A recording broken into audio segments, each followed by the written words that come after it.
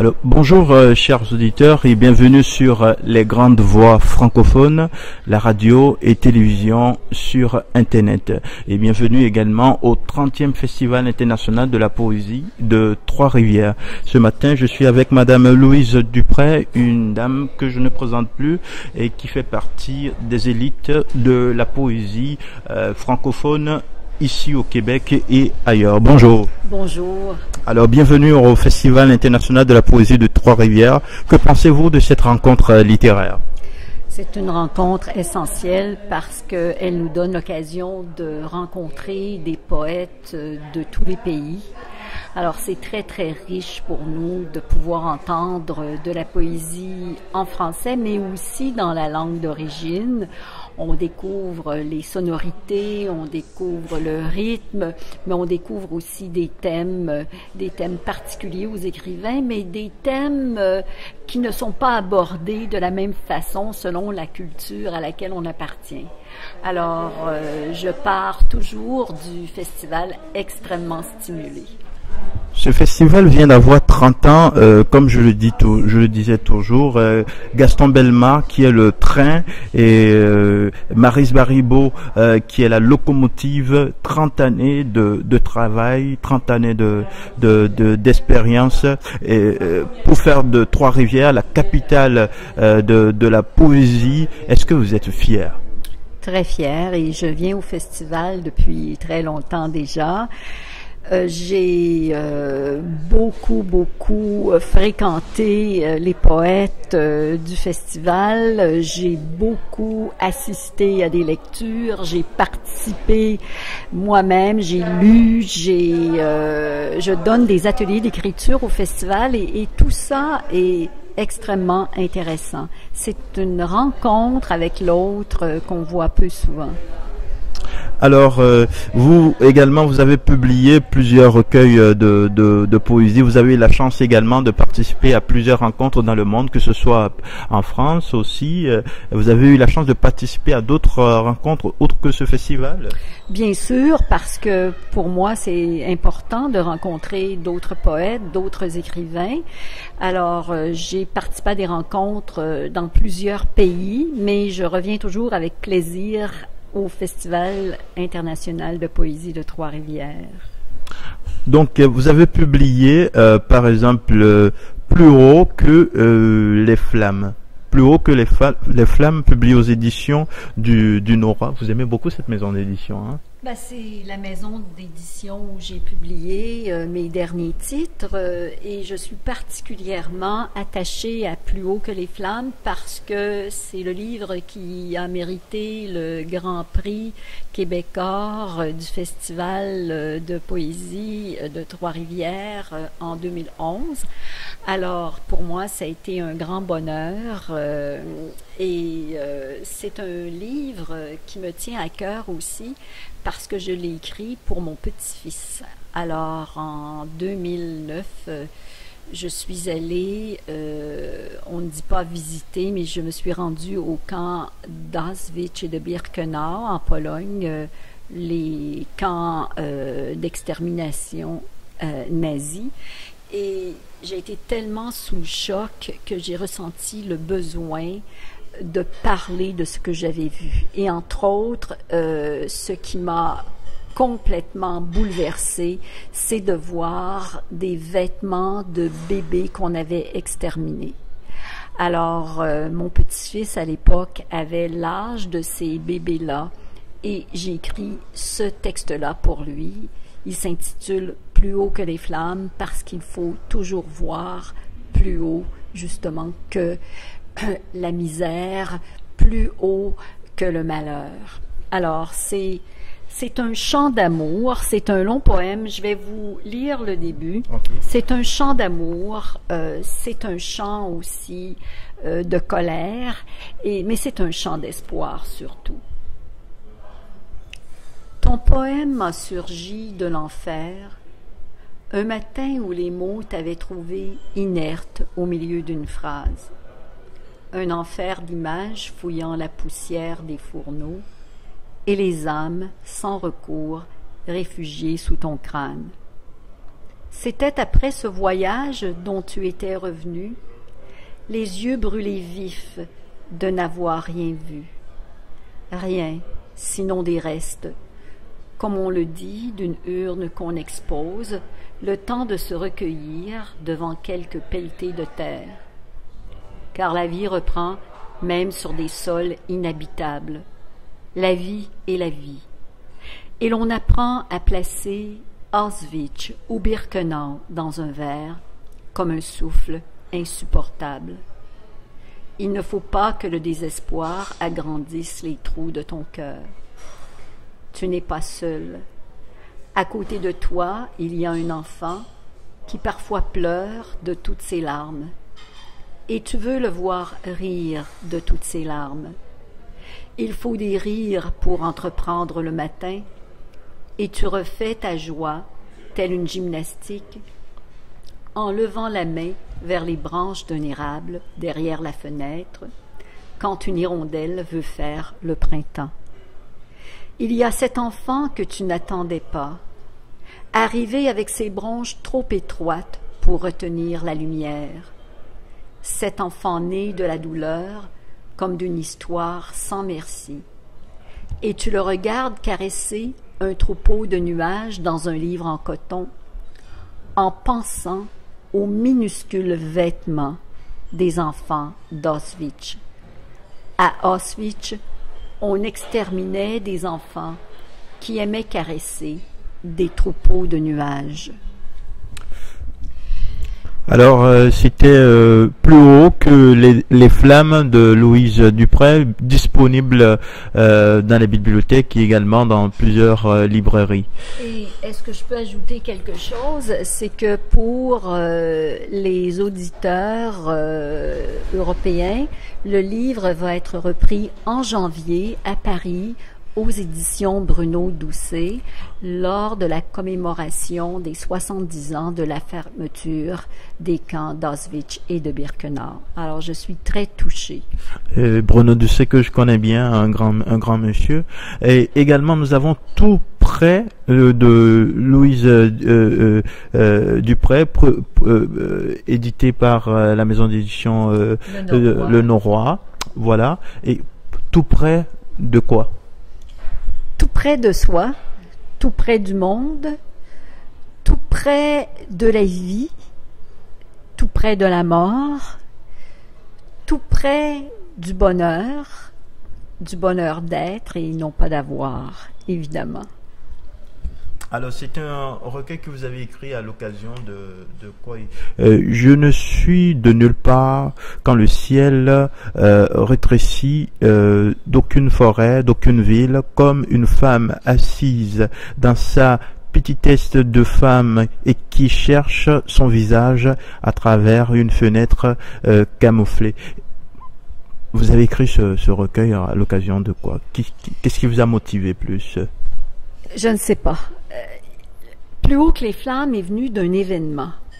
Et celui-là est venu de nulle part. Ça arrive parfois chez les poètes, le besoin d'écrire à partir d'on ne sait pas quoi.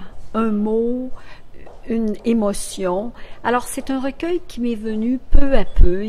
J'ai rassemblé les poèmes, mais il y a vraiment une grande cohérence. Et tout près, c'est un oui à la vie.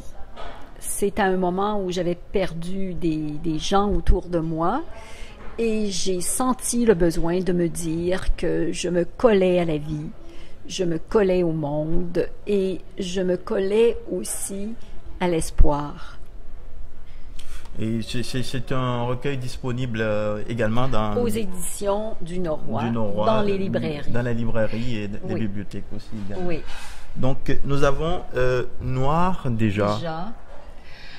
Et publié aux éditions du Norois aux éditions du Norois aussi. Et ce livre-là a obtenu aussi le Grand Prix Québécois du Festival de la poésie de Trois-Rivières en 1993. C'est un recueil de deuil.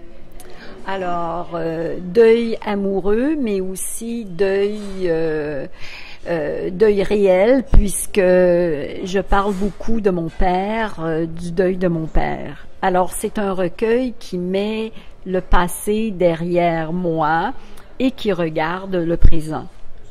Alors, c'est pour ça que ça s'intitule « Noir déjà ». Évidemment, la personne qui est endeuillée voit en noir, mais déjà, c'est quand même une porte ouverte sur la lumière.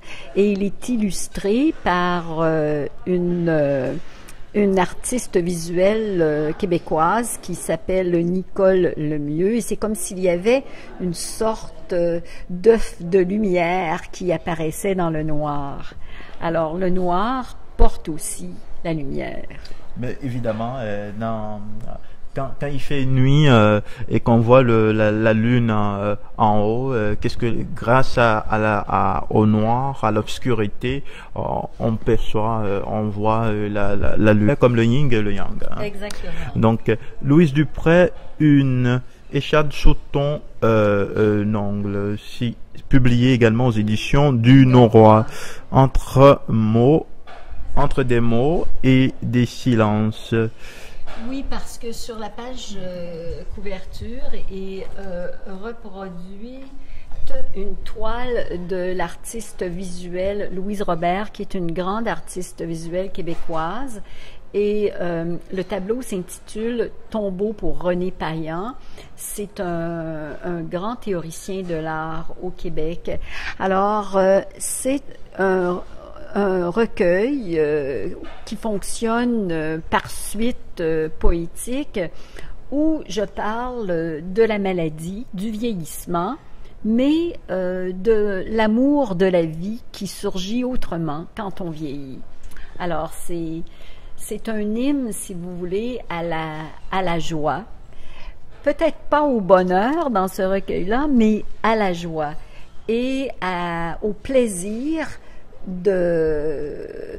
d'avancer en âge en conservant son ancrage dans l'espoir, si vous voulez.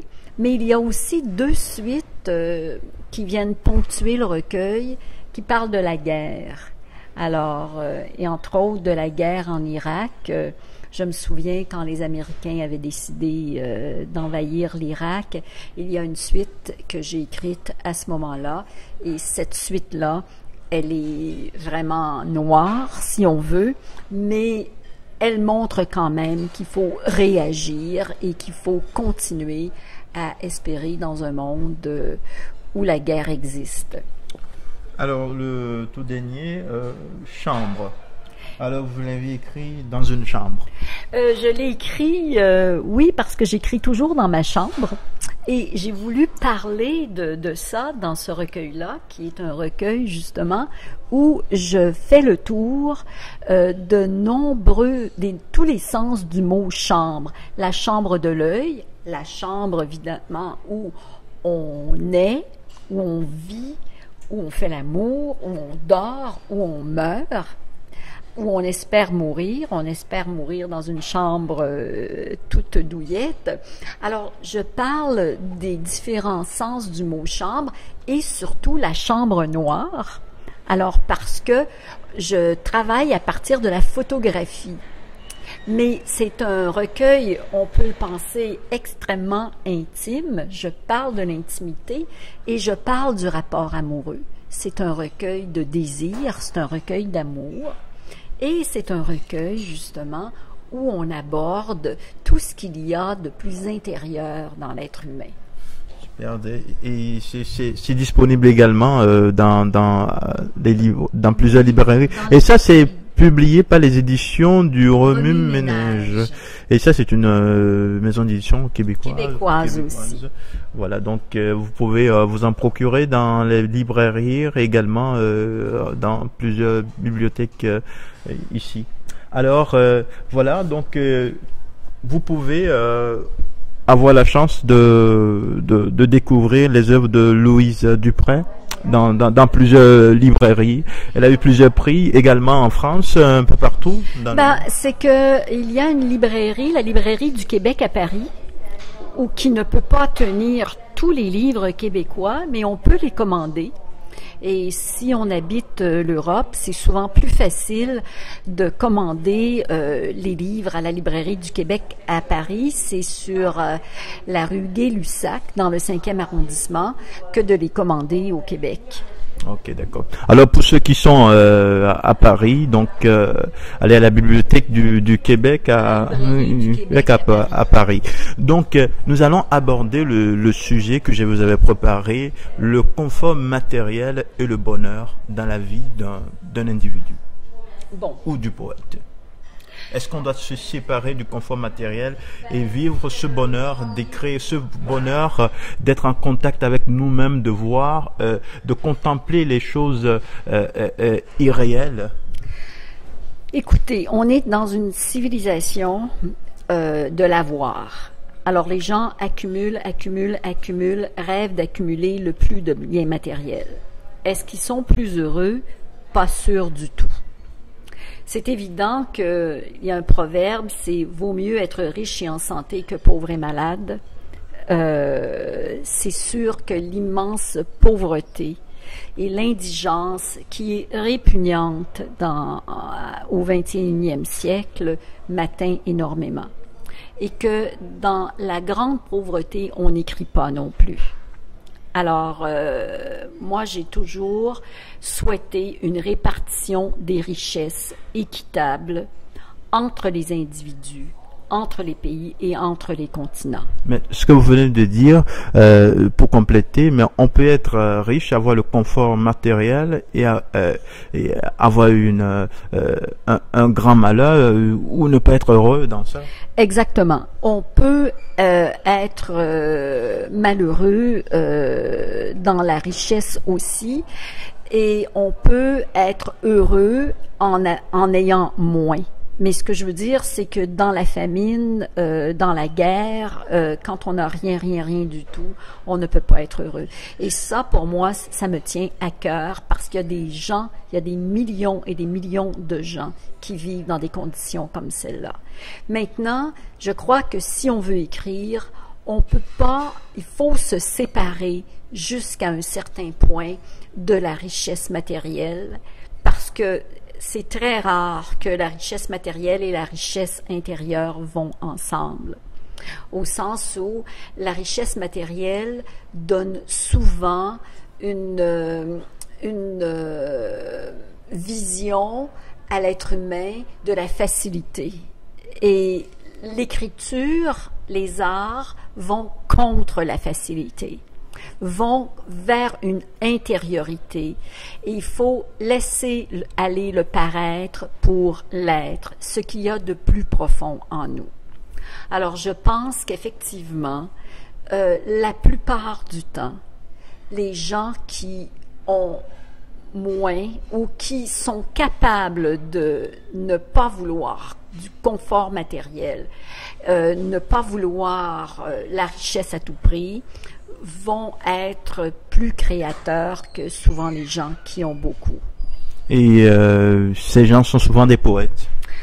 Ben, je veux dire, la poésie ne paie pas beaucoup, on le sait. Les gens écrivent de la poésie non pas pour faire de l'argent, mais parce qu'ils y tiennent, parce que c'est important pour eux, parce que ça les construit.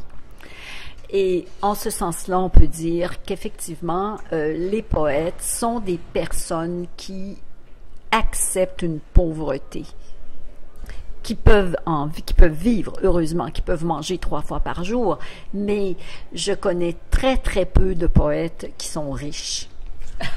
Alors, c'était Madame Louise Dupré sur les grandes voix francophones. Et donc, comme je le disais, vous pouvez avoir la chance de tomber sur ces œuvres dans des bibliothèques ici, dans plusieurs librairies ici au Québec ou ailleurs en France, un peu partout dans le monde.